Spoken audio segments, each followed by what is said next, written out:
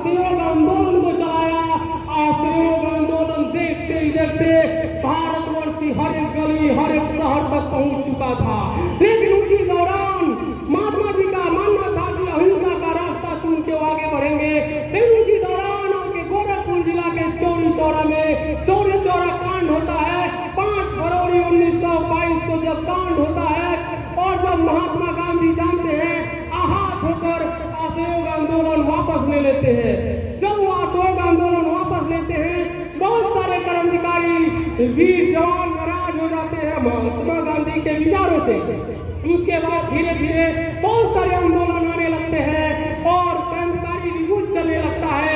अंग्रेज समझ जाते हैं भारत को बहुत लंबे समय तक गुलाम करके रखना अब इनके बस की बात नहीं है, क्योंकि महात्मा गांधी को अल्लामा फकीर कहा जाता था। धोती लपेट करके एक डंडा लेकर के किस तरीके से वन मैन आर्मी की तरह खड़े होते थे। महात्मा गांधी जहाँ खड़े हो जाते थे वहाँ के अंग्रेजों के पसीने छूटने लगते थे, क्योंकि वन मैन आर्मी थे।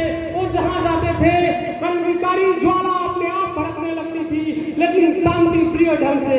उसके बाद से देखा गया धीरे धीरे असहयोग आंदोलन आया, फिर उसके बाद भारत छोड़ो आंदोलन आता है। भारत छोड़ो आंदोलन में अंग्रेजों के साफ साफ संदेश दिया गया, भारत अंग्रेजों आप भारत छोड़ दो।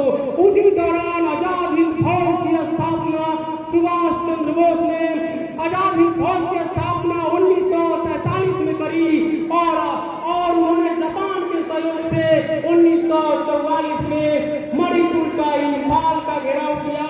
आजाद हिंद फौज की एक टुकड़ी ने पूरे इम्फाल को घेर रखा। घेर करके जब प्रहार किया, वो प्रहार इतना भयंकर था कि यहाँ प्रहार हुआ, इसका असर सीधे ब्रिटिश क्राउन तक जाता है। उनकी गति डगमगाने लगती है, क्योंकि वो अटैक इतना ज्वलन था और एक साफ साफ संदेश था, अंग्रेजों आप भारत छोड़ दो, क्योंकि अब बहुत हो चुका।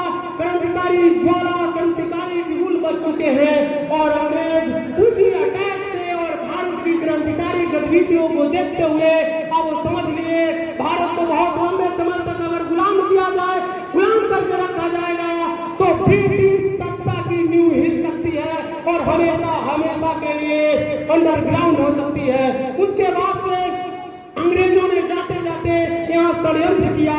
षड्यंत्र क्या किया? यहाँ को जो भारत को बंटवारा कर दिया हिंदुस्तान और पाकिस्तान का। अंग्रेज तो चले गए, लेकिन आज भी जम्मू कश्मीर में देखिए आए दिन हमेशा जवान शहीद होते रहते हैं।